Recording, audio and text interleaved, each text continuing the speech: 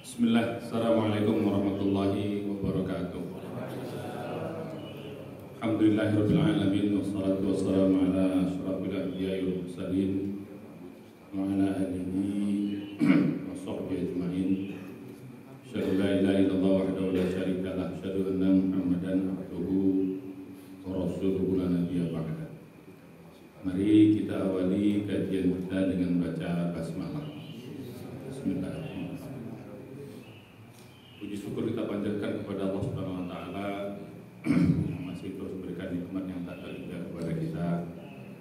Nikmat kehidupan, nikmat kesehatan, umur yang panjang. Sampai saat dan detik ini kita masih diberikan kesempatan oleh Allah untuk melaksanakan berbagai macam aktivitas kita dan juga diberi kesempatan menikmati seluruh fasilitas kehidupan yang Allah anugerahkan kepada kita. Wabil khusus nikmat iman, nikmat Islam, nikmat ibadah, nikmat menuntut ilmu agama yang sampai pagi ini juga Allah berikan kepada kita. Mudah-mudahan kita senantiasa dijaga iman Islam kita oleh Allah, diberikan keistiqomahan dalam menjalankan perintahnya, meninggalkan semua larangannya. Mudah-mudahan kita semua nanti dipanggil dalam keadaan husnul khatimah. Amin ya rabbal alamin. Salawat dan salam marilah kita sampaikan kepada junjungan kita semua Nabi besar Muhammad sallallahu alaihi wasallam, dan juga kepada keluarga beliau, para sahabatnya, para tabi'in, para tabi'in, dan umat yang istiqomah di sunnah beliau hingga hari kiamat. Mudah-mudahan kita termasuk umat yang istiqomah melaksanakan sunnah Nabi, dan mudah-mudahan di hari kiamat kita bisa mendapat syafaat dari beliau dan berkumpul di surganya Allah. Amin ya rabbal alamin. Hari ini kaji kita lanjutkan. Pada minggu kemarin kita masih membahas tentang kaitannya waktu itu Syawal ya, yang hari ini baru datang, itu kan Syawal, materi memaafkan atau memberi maaf ya. Kemarin sudah kita sampaikan beberapa keutamaan fadilah hakikat pemberian maaf atau memberi maaf. Ada sampai 10 item kemarin sudah kita sampaikan. Hari ini kita tambah beberapa lagi untuk mempertajam, memperkuat. Karena lagi-lagi saya katakan memberi maaf atau memaafkan itu 3 poin yang penting kemarin kita sudah sampaikan. Poin pertama adalah bahwa memberi maaf itu suatu amal yang sangat dicintai oleh Allah Subhanahu wa taala. Itu poin pertama. Ya, Allah sangat mencintai amal tersebut. Jadi itu suatu amal soleh ya, yang sangat dicintai. Bahkan dalam Al-Quran dikatakan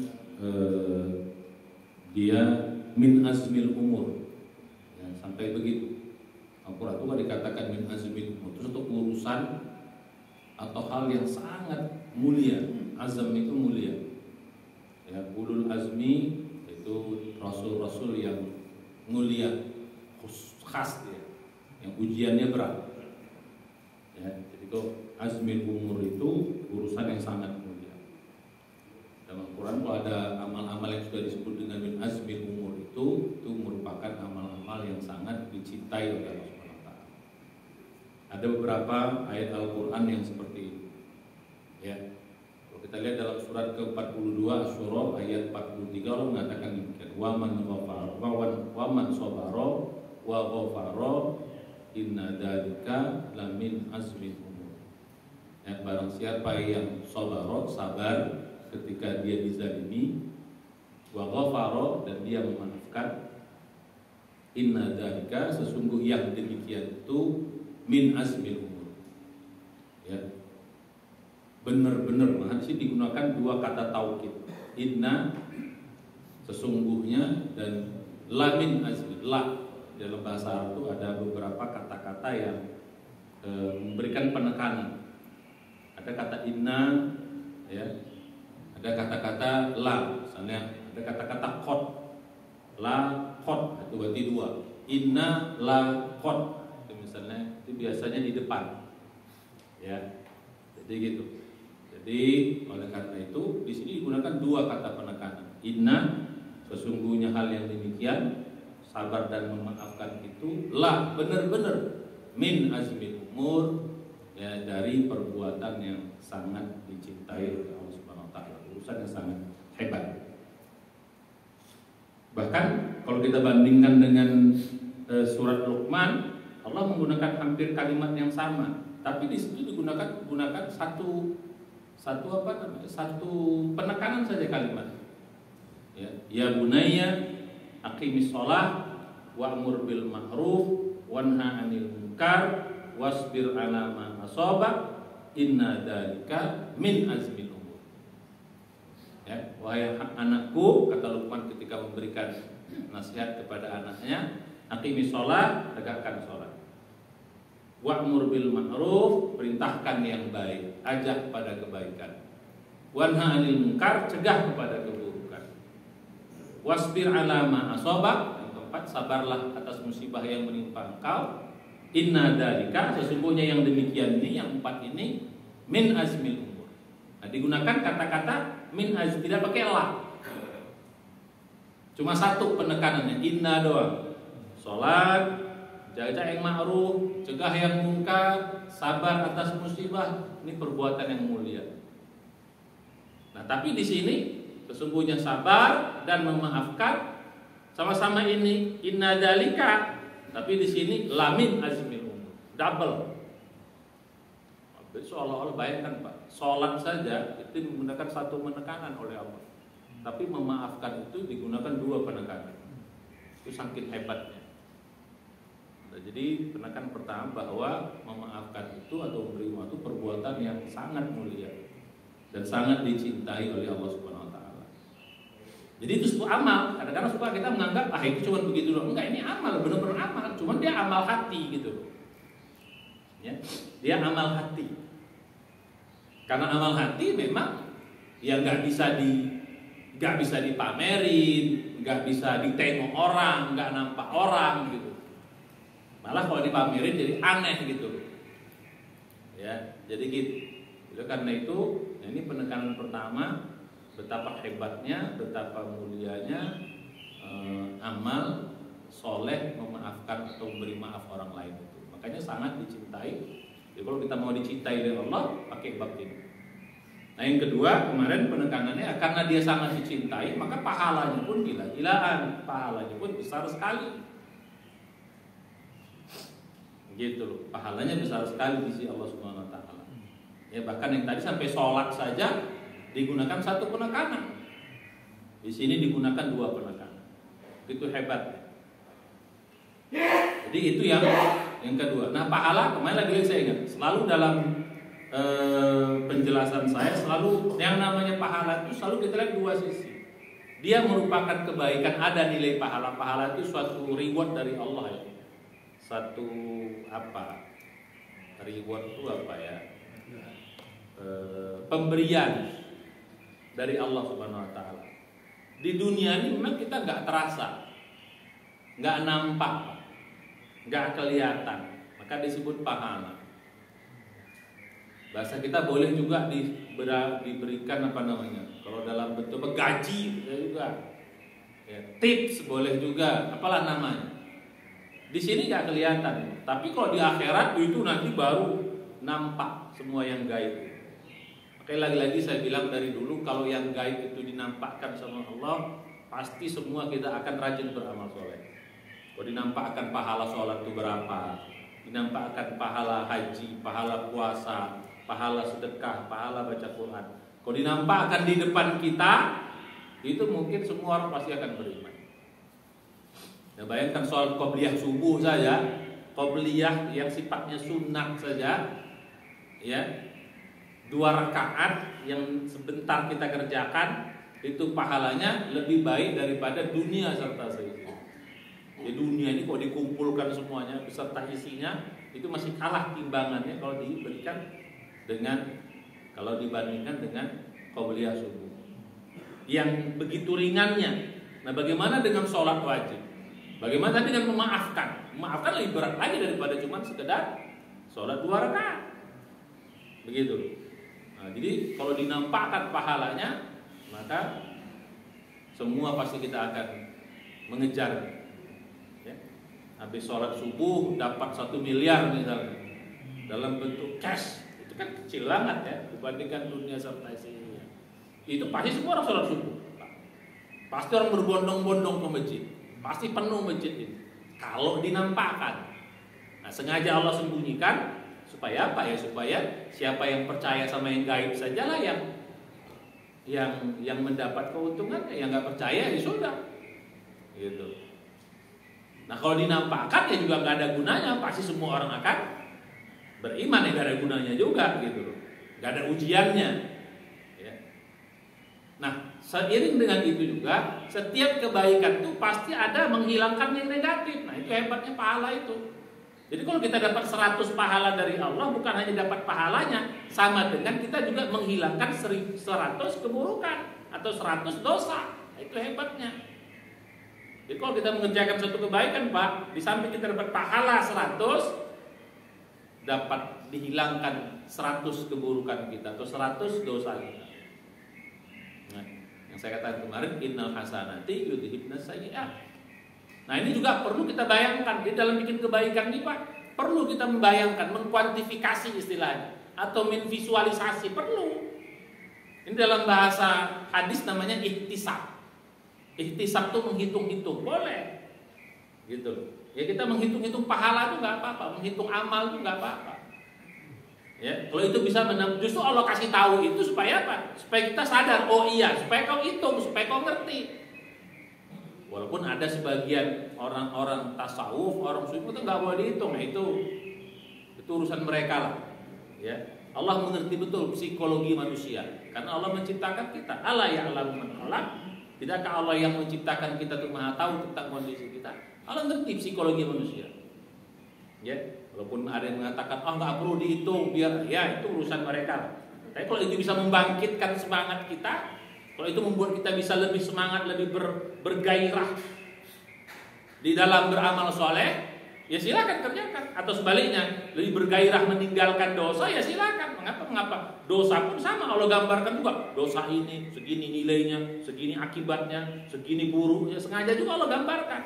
Sampai ujungnya nanti neraka, kena api neraka, kena siksa, kena ini. Sengaja digambarkan itu apa? Supaya manusia bisa membayangkannya. Sebaliknya juga kalau pahala sengaja digambarkan juga, kau dapat ini, dapat sekian, nanti dapat surga, mengalir sungai-sungai di dalamnya, digambarkan keindahannya supaya kau semangat. Allah mengerti betul psikologi manusia yang Allah ciptakan. Nah jadi gitu. Jadi yang kedua, penekanannya betapa pahalanya besar sekali dan juga betapa banyak keburukan atau dosa kita yang dihapuskan.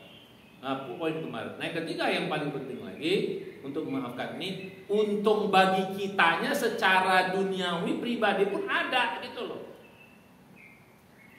Ya, karena semua amal itu pada hakikatnya di dunia ini dapat kita rasakan keuntungannya, Pak. Kalau kita mau memahami dengan baik. Sholat misalnya. Sholat itu kan secara fisik banyak untungnya. Untungnya apa? Badan kita bergerak, kita bangun pagi lebih sehat, jantung kita langsung beraktivitas. Makanya orang bangun subuh itu jantungnya lebih sehat karena dia langsung bergerak. Apalagi kita jalan dari rumah kemari, sebelum jalan berwudu dulu. Berwudu untuk kebersihan, berjalan itu ya membuat badan kita lebih sehat, lebih semangat pagi-pagi. Maka dianjurkan kita habis sholat subuh itu jangan tidur lagi, banyak duduk berzikir, beraktivitas. Ini kan sebenarnya secara kesehatan banyak nilainya. Makanya orang apalagi dengan gerakan-gerakan sujud, gerakan berdiri itu semua juga melatih otot-otot, baik otot luar maupun otot dalam, organ-organ dalam tubuh kita. Bahkan sujud itu juga bisa menyehatkan otak. Itu secara fisik ada kebaikan dan keuntungannya. Juga amal-amal yang lain, bagaimana juga dengan puasa menyehatkan dan lain sebagainya. Itu semua sengaja Allah juga berikan kepada kita. Bagi orang yang mau memahami, bagi orang yang menggunakan akal. Tapi bagi yang dablek, bagi yang masa bodoh, bagi yang ya udahlah itu ya gak ada urusan. Nah termasuk juga memaafkan ini, keuntungannya ini akan kita bahas kemarin belum saya sebut. Nah ini keuntungan di dunianya bagi kita pun banyak sekali, Pak. Baik secara kejiwaan atau secara rohani bahasa kita, baik juga secara fisik badan. Untungnya banyak. Orang yang memaafkan tuh Pak, jiwanya lebih sehat. Orang yang memaafkan tuh jiwanya lebih lapang, dadanya lebih lapang, ya, lebih bersih. Orang yang memaafkan itu. Sebaliknya, orang yang nggak memaafkan itu jiwanya tuh gersang, hatinya tuh keras. Nanti efeknya pada pikiran jadi kacau, hati jadi keras. Orang dendam itu kan, orang nggak maafkan itu kan sama dengan dendam. Itu kan menjadi bisa menjadi beban yang berat di hati kita kalau tidak memaafkan itu. Nah ini secara fisik kita beruntung, secara jiwa dulu. Nah efeknya pada jiwa, orang yang hatinya senang, orang yang hatinya lapang, orang yang pikirannya tenang, itu berakibat kepada badannya pun sehat. Tapi sebaliknya orang yang hatinya sempit, orang yang gak memaafkan, orang yang dendam, benci, itu akhirnya badannya pun efeknya kena jantung, kena ginjal, kena apalah. Ini istilah dalam kesehatan itu psikosomatik namanya. Jadi banyak kadang-kadang Pak sakit-sakit fisik itu disebabkan oleh sakit-sakit jiwa. Yang mensana in corpore sano itu sebenarnya salah itu kalimat itu. Di dalam jiwa yang sehat terdapat badan yang sehat harusnya. Jadi jiwanya sehat baru dapat, bukan terbalik, di dalam badan yang sehat terdapat, salah itu. Banyak orang badannya sehat, jiwanya sakit, akhirnya badannya efeknya jadi sakit. Tapi orang yang jiwanya sehat, walaupun badannya sakit, dia akan bisa menjadi lebih sehat. Kan sering ada pengobatan kejiwaan. Jadi sebenarnya ya cuman kadang-kadang di rumah sakit itu yang banyak diobati itu lebih banyak pada fisiknya doang. Padahal jangan-jangan sakit itu gara-gara sakit jiwanya. Nah kalau dokter Islam itu, dokter yang beriman itu tidak hanya mengobati fisiknya saja. Jangan sekedar obat 2 kali 3, harusnya ada tambah lagi. Istighfar, maafin orang lain, prasangka baik, sholatnya dibagusin, tobat, harus begitu. Itu orang dokter beriman tuh begitu. Karena jangan-jangan sakit dia tuh bukan karena semata-mata fisiknya, bukan hanya salah makan, bukan hanya salah gerak, bukan hanya salah aktivitas, tapi jangan-jangan salah hati, salah pikiran, salah jiwa. Jadi yang untung kita. Ya, jadi mari. Nah ini lagi-lagi untungnya siapa? Untungnya kita. Bayangkan Pak, Allah mencintai kita. Yang kedua, pahalanya gila-gilaan. Kalau dinampakkan bagaimana nilainya, termasuk juga menghapuskan dosa. Nah yang ketiga adalah untungnya bagi kita. Untungnya kita, baik untung secara kejiwaan, kita lebih lapang, lebih tenang, lepas hati kita, lapang dada kita. Makanya dalam surat surat ke-24 yang kemarin saya bacakan sedikit belum kita bahas, surat 24 An-Nur ayat 22 Allah jelaskan. Nah, untuk bisa sabar itu harus lapang dada dulu, Pak. Jadi gitu. Ya, jadi kalau udah memaafkan tuh dada kita jadi lapang. Coba lihat surat 24 itu surat An-Nur. Ya. Surat 24 ayat 22. Jadi gitu, ayat 22. Ya. Nah ini ayat, ini kemarin belum saya jelaskan. Ayat ini asbabun nuzulnya Allah turunkan kepada sahabat yang paling top. Namanya Abu Bakar As-Siddiq. Sahabat yang bahasa kita paling dekat dengan Nabi.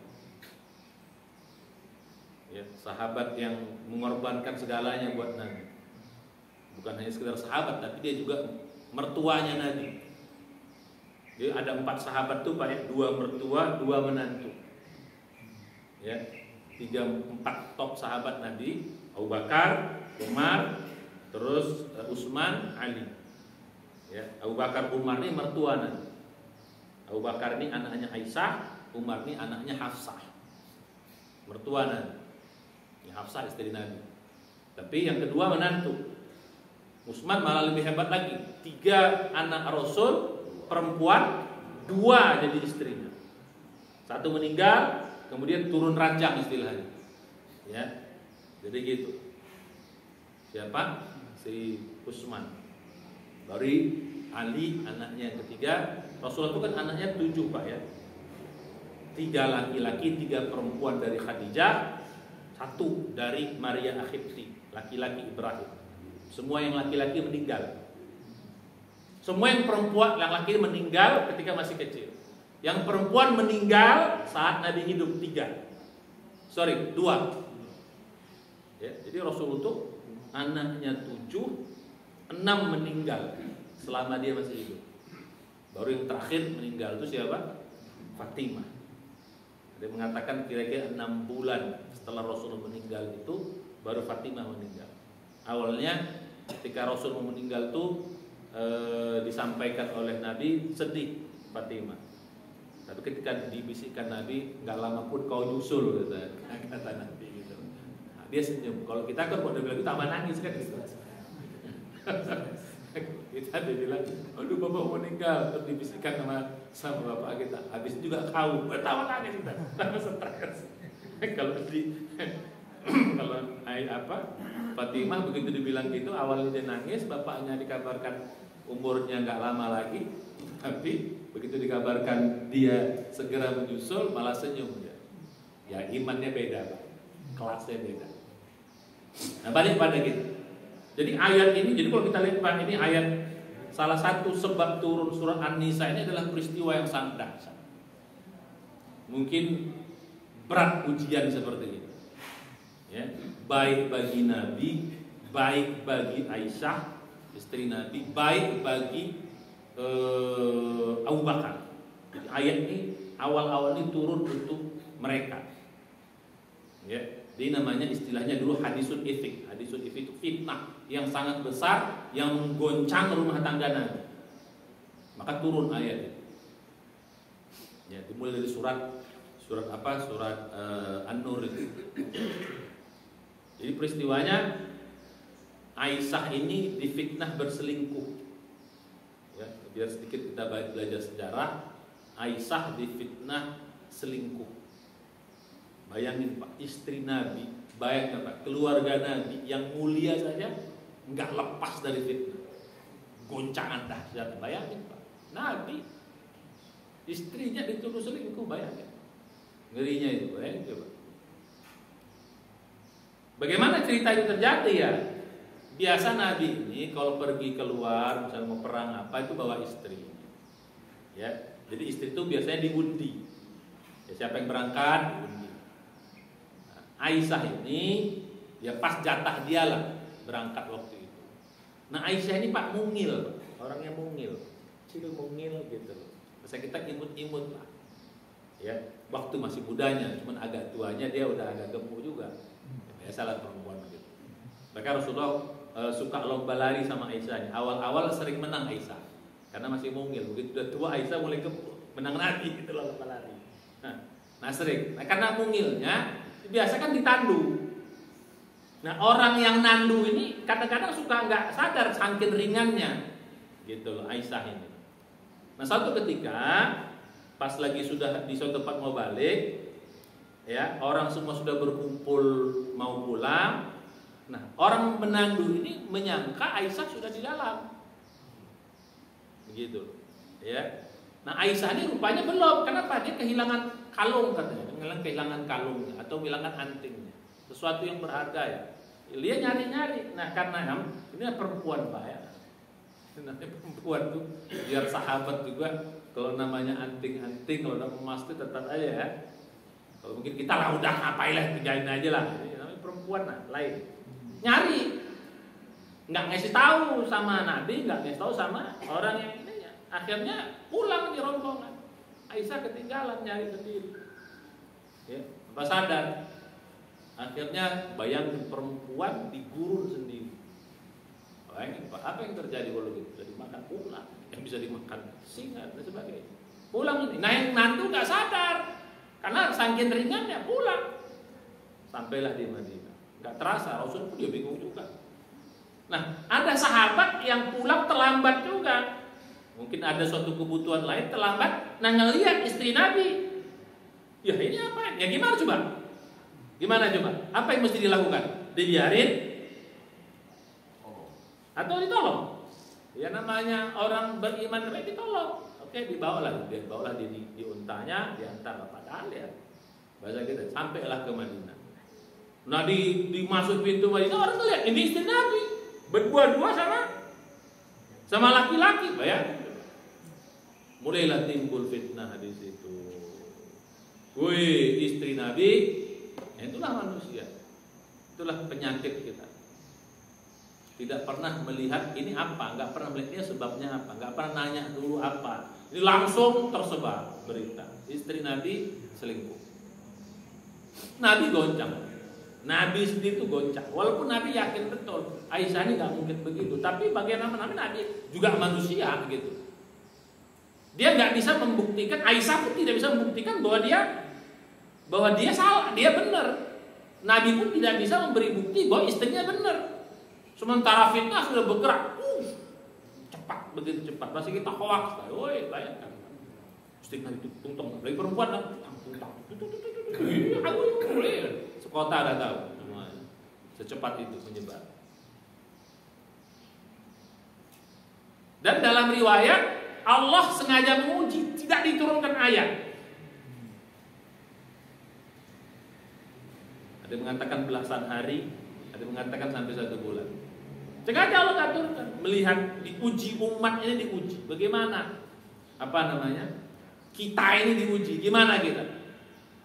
Nggak ada yang belain, Pak.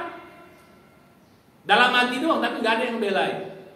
Rasul itu nggak. Ya, Rasulullah kan sebagai yang terkait kan, pihak terkait, ya susah lah. Ya namanya istri Pak, namanya suami kalau apa kan pasti bela lah, tapi kan orang bilang. Tapi dalam riwayat Rasulullah tuh nyuruh apa namanya Aisyah pulang aja dulu. Bayangin goncangan sama Nabi, goncangan sama Aisyah, goncangan sama mertua Abu Bakar sebagaimana. Nah, turunlah ayat ini untuk membela kehormatan Aisyah. Banyak kalau kita cerita Pak, waktu baca aja sendiri bagaimana. Nih babnya bukan itu. Jadi kita ngambil babnya apa? Babnya 3 lah ya. Pertama, rumah tangga Nabi saja tidak lepas dari fitnah. Apalagi kita. Yang kedua, menunjukkan bahwa kalau tidak ada ayat turun, nggak akan bisa selesai urusan. Artinya apa? Itu menunjukkan bahwa Quran itu bukan datang dari Nabi. Kalau datang dari Nabi, kenapa nggak dia langsung turunkan aja surat tuh kan? Kenapa mesti nunggu apa? Berhari-hari, belasan hari, kenapa nggak turun aja langsung? Termasuk juga dalam salah satu ayat Al-Kahfi pernah juga beritahu. Al-Kahfi juga sama, lama juga turun itu juga. Kalau itu teguran buat Nabi kalau Al-Kahfi. Jadi gitu. Nah yang ketiga ya bahwa peristiwa ini yang ingin kita bahas. Ternyata Pak, yang menyebarkan fitnah itu adalah keluarga Abu Bakar sendiri. Menyebarkan itu keluarga Abu Bakar sendiri. Orang yang sering dibantu sama Abu Bakar. Nah ini mau saya ambil dalam bab ini. Kalau tahu saya cerita yang tadi sudah sebagai pengantar saya gitu kan. Jadi ternyata yang menyebarkan fitnah itu adalah keluarga sendiri. Nah, bayangin Pak, makanya saya bilang kemarin bagaimana sakitnya itu. Makanya saya bilang kemarin yang poin apa? Yang Nabi beri maaf itu orang yang terdekat itu lebih besar pahalanya kalau kita maafkan. Sama kayak sedekah. Memberi yang terdekat lebih besar pahalanya daripada memberi yang terjauh. Ya, sama memberi maaf juga gitu. Memberi maaf orang yang terdekat itu lebih tinggi nilainya daripada memberi maaf. Kenapa? Karena biasanya orang yang terdekat itu sakitnya lebih. Orang yang terdekat menyakiti kita itu sakitnya lebih terasa, lebih sakit. Sakit itu lebih dalam bahasa kita. Bayangin Pak, ya makanya ibu-ibu ini hati-hati Pak, jangan khianati ibu-ibu ini. Sekali Pak, 30 tahun nggak dilupain, 40 tahun masih ingat, hati-hati dengerin kita ini. Hanya ibu-ibu maafin Bu kalau mau masuk surga ya, gitu. Jangan sedikit-sedikit. Udah dimaafin tapi teringat terus, masih teringat Pak. Katanya udah dimaafin, tapi masih diungkit lagi, ya jangan, nggak ada lagi nilainya nanti. Ya balik. Ya, orang paling dekat kita siapa? Ya suami kita. Siapa yang mendekat? Ya istri kita, ya saudara kita. Kalau mereka bersalah kita maafkan. Itu nilainya gila-gila. Nah, balik tadi. Nah, orang yang selama ini dikasih makan, orang yang selama ini dibantu, dia pula yang menyakitkan kita. Sampai Abu Bakar akan bersumpah, mulai saat ini tak kubantu lagi kau. Nah, itulah kalimat yang keluar. Bersumpah, siapa? Saking sakitnya dia bersumpah. Aku bersumpah, mulai hari ini tak kubantu lagi kau. Kau udah dibantu, ternyata akan masa gitu kan? Ini pembalasan kau ternyata. Ini kalau kita tampar-tamparkan gitu. Kalau orang Medan Pak, ya Bang Caca, orang Medan udah tampar-tampar gitu. Iya. Bersumpah. Nah salah satunya turunlah ayat ini di awal-awal itu membela Aisyah, gitu ya. Kalau kita lihat ya, di awal-awal itu membela Aisyah. Ini ayat-ayat yang terakhir ini berkaitan dengan Abu Bakar. Ya, dari situ. Jadi kalau awal-awal itu pembelaan terhadap Aisyah. Ya, bahwa Aisyah itu tidak salah, Aisyah itu dia hanya lupa saja, ghafilat, yang lalai itu lupa saja. Ya, dia tidak berdosa. Nah, inilah bunyi ayat. Ya, auzubillahi minasyaitonirrajim. Bismillahirrahmanirrahim.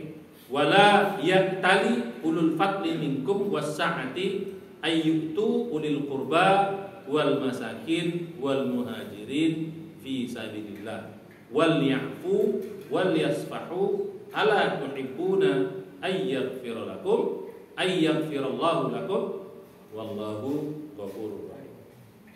Ya, wala dan janganlah ya'tali, ya, bersumpah tidak memberi, kira-kira bersumpah ini ya'tali itu bersumpah, berjanji, ya, janganlah berjanji bersumpah ulil fadli, orang yang mempunyai keutamaan minkum di antara kalian. Jadi Abu Bakar ini orang yang sangat utama, ya, mulia dia di hadapan manusia. Wasah, dan dia juga mempunyai kelapangan rezeki. Jadi Abu Bakar ini memang kaya. Ya, Abu Bakar ini memang sahabat yang sangat kaya. Ya. Jadi janganlah orang-orang yang punya keutamaan di antara kamu dan punya kelapangan bersumpah. Ya, bersumpah ayyutu untuk tidak memberi. Jadi dia bersumpah. Jadi jangan bersumpah untuk tidak memberi. Memang dia bersumpah, tidak kukasih lagi kau. Jangan begitu kata Allah. Tidak memberi siapa? Nah, di sini ulul qurba, memberi bantuan kepada orang yang terdekat dengan kita, keluarga kita. Wal masakin, dan orang miskin. Wal muhajirin, dan muhajirin. Jadi ternyata orang ini yang dibantunya itu dia udah dekat, miskin lagi, muhajirin pula. Triple deh. Jadi dia dianjurkan membantu bantuan gitu Pak ya. Ya, pertama keluarga, kemudian tetangga, kan gitu. Sahabat apa begitu. Jadi makin dekat dengan kita, makin bagus kita bantu duluan. Ya. Baik dekat secara badan, secara domisili, tetangga, maupun dekat secara hati itu keluarga. Tapi keluarga lebih didulukan.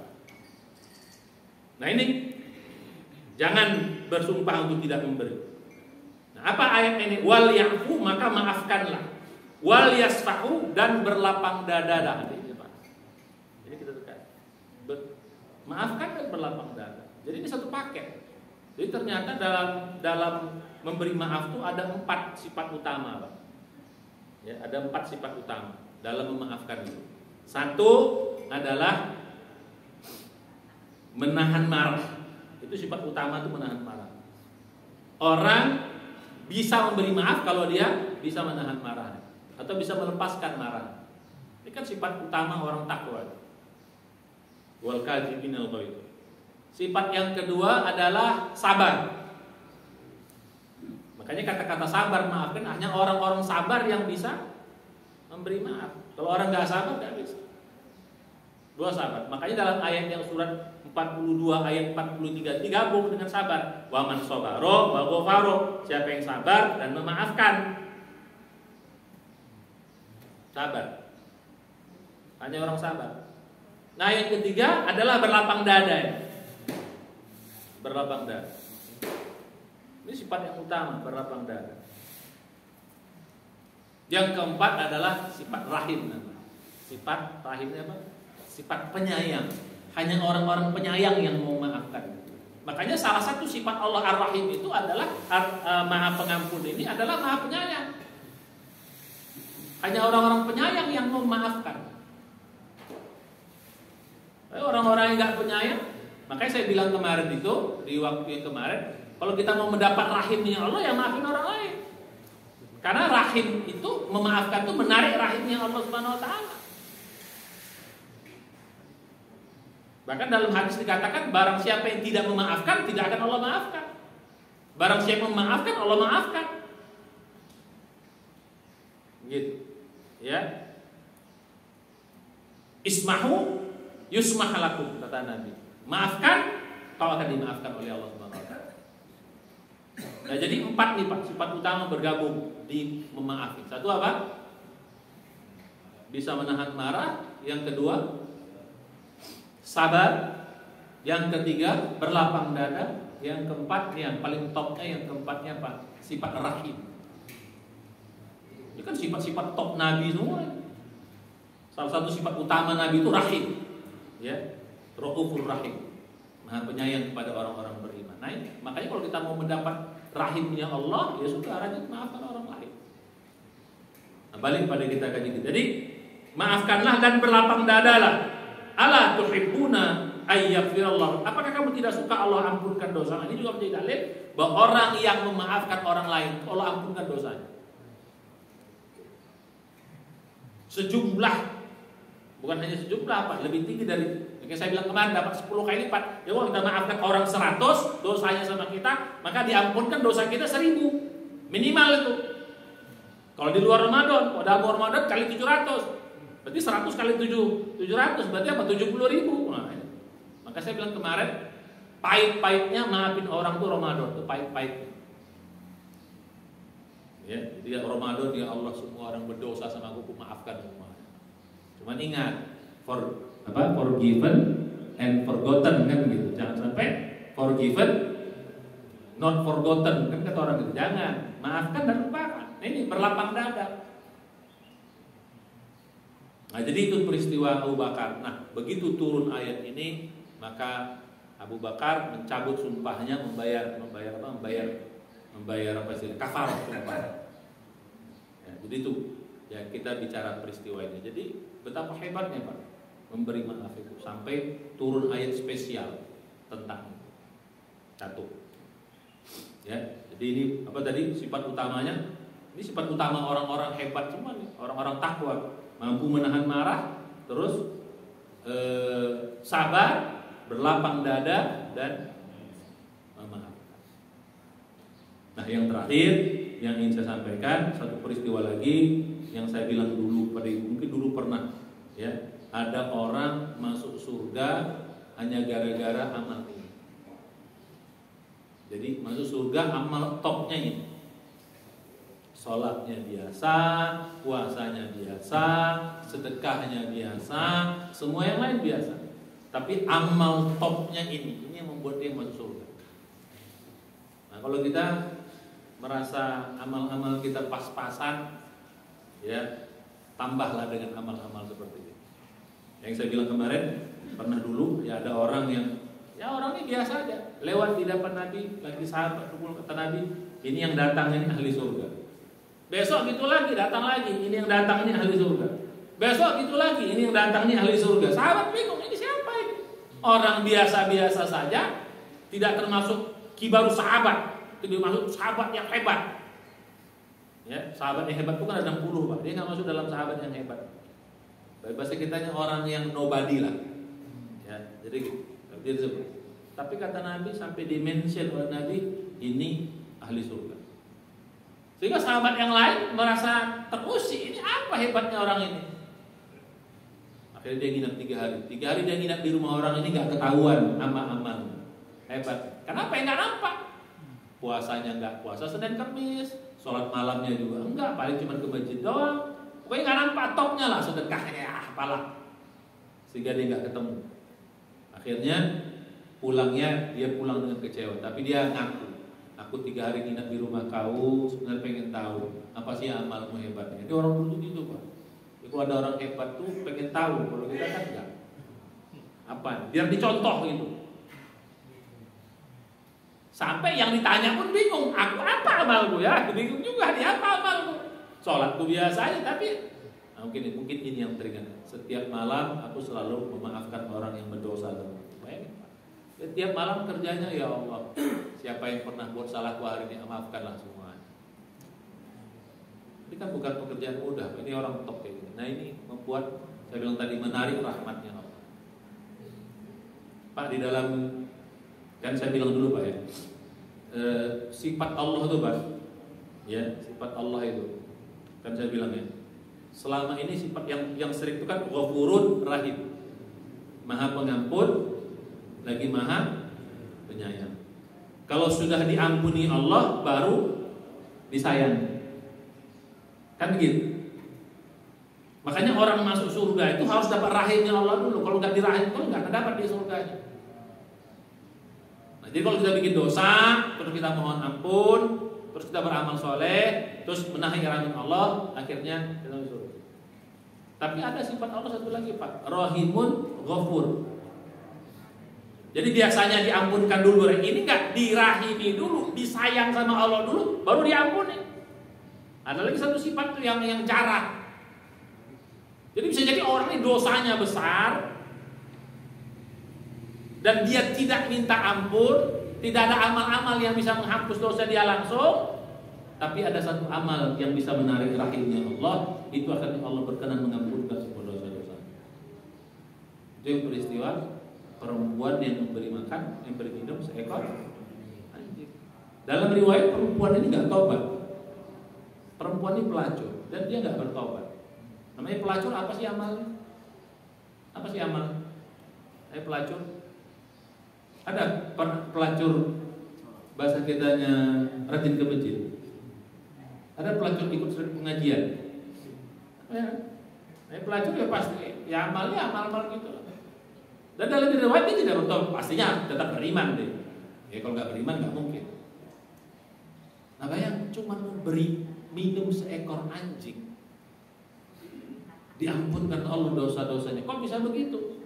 Nah tadi Pak, gara-gara dia memberi minum seekor anjing, ini sifat rahim orang ini, perempuan ini, akhirnya gara-gara dia ini menarik sifat rahimnya Allah, dengan Allah sayang sama dia, Allah picik mata terhadap dosa-dosanya. Dosa-dosanya cincai sama Allah dosa-dosanya. Apa susahnya Allah ngampuni kita Pak? Ada susah. Nah jadi balik kita pada makanya bunyi hadisnya apa? Orang yang merahmati orang di dunia, maka Allah di langit merahmati kamu. Ya, irhamu man fil ardi yarhamkum man fis sama. Rahmati orang di bumi ini, maka Allah akan merahmati kamu. Sebaliknya, malayarham, siapa yang tidak mau menyayangi, layuhan, Allah pun enggak sayang. Jadi balik pada kita ini sifat ini memaafkan. Jadi kalau kita pengen dimaafkan Allah dosa-dosa kita, maka yang terakhir pesan saya, silahkan jangan maafkan dosa orang lain selama kita tidak berbuat dosa atau selama kita nggak punya dosa. Boleh? Ya Pak, punya dosa nggak? Nggak punya dosa ya, jadi nggak usah maafin orang lain. Jadi yang merasa tidak berdosa, yang merasa tidak punya dosa, yang merasa tidak punya salah, ya sudah nggak usah maafin orang lain. Apa mungkin kayak gitu? Kenapa saya bilang tadi? Ya karena kalau kau tak maafin orang lain, Allah nggak akan ampunkan dosa kau. Ya kalau Allah nggak ampunkan dosa kita, gimana kita bisa mendapat rahmat dan surganya? Betul. Nah, jadi pesan saya terakhir, nah salah satunya untuk bisa maafkan orang lain itu, yaitu banyak-banyak ingat kita pun banyak dosa, kita pun banyak salah. Nah kalau kita mau dimaafkan Allah dosa-dosa kita ini, nah, salah satunya maafkan orang lain. Karena belum tentu tobat kita diterima Allah. Belum tentu amal-amal kita ini bisa menghapus dosa-dosa kita. Belum tentu kebaikan-kebaikan kita bisa menghapuskan dosa-dosa kita. Tapi begitu kita memaafkan orang lain, Allah berkenan untuk memaafkan dosa-dosa. Ini ayat. Ya, ala tuhibbuna ayyaghfirallahu lakum.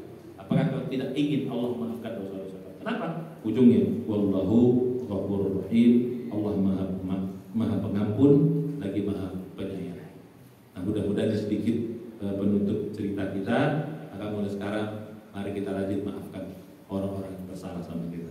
Amin ya rabbal. Mudah-mudahan Allah mencintai kita. Dengan Allah cinta, Allah rahmati kita, Allah masukkan kita ke dalam rahmat dan surganya. Amin ya rabbal alamin. Wallahu a'lam bishawab.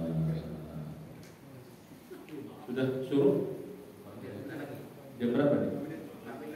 Oke, ada pertanyaan? Ya, silakan Bu. Bisa suaranya kencang atau ada mic di sana? Ada mic? Bisa dibawa ke sana? Oh sudah suruh, nah 607 sudah. Kan subuh kan 51 ya. 51 tambah 15 sudah. Jadi 20. Oh, kalau di kami 15 menit. Di kami suruh itu 15 menit. Enggak apa-apa lah, beda-beda tipis. Oke, silakan. Pertanyaan. Wassalamualaikum warahmatullahi wabarakatuh.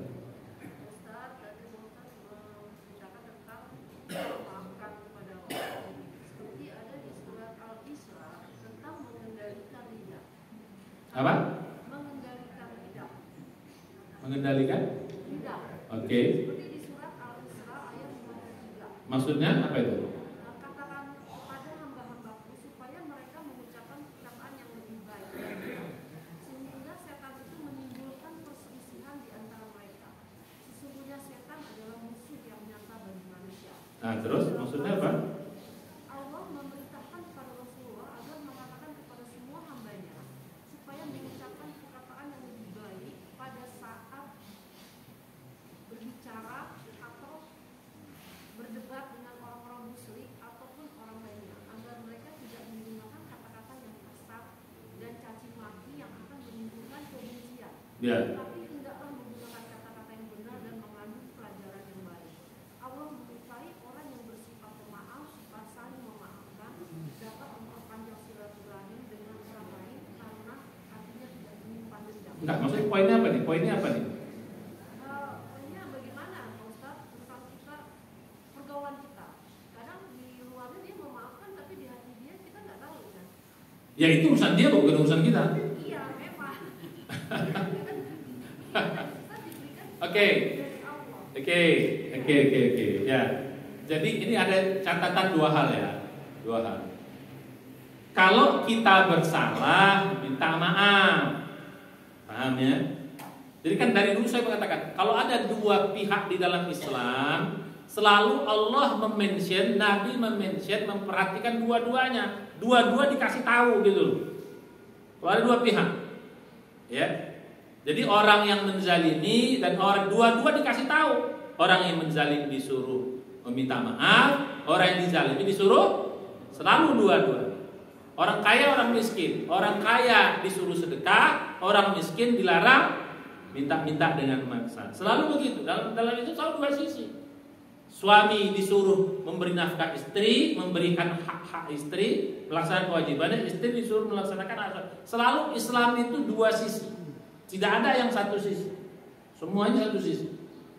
Anak disuruh berbakti sama orang tua disuruh menyayangi anak. Selalu begitu. Ya.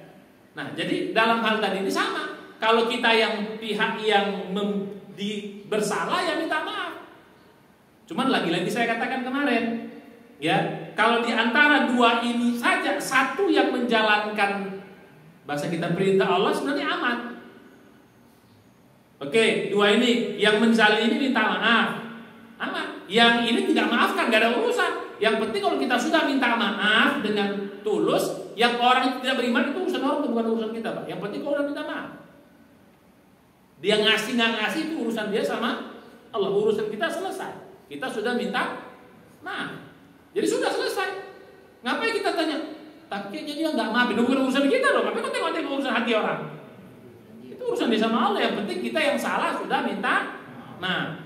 Ya tentu saja minta maafnya tulus dong. Jangan saya minta maaf cuma broadcast dong. Minta maaf ya. Kalau nempelin orang kok minta maafnya pakai WA kan nggak betul. Ya gitu. Datangilah, minta maaf lah betul. Oke. Nah setelah kita minta maaf dengan baik, selesai urusan kita.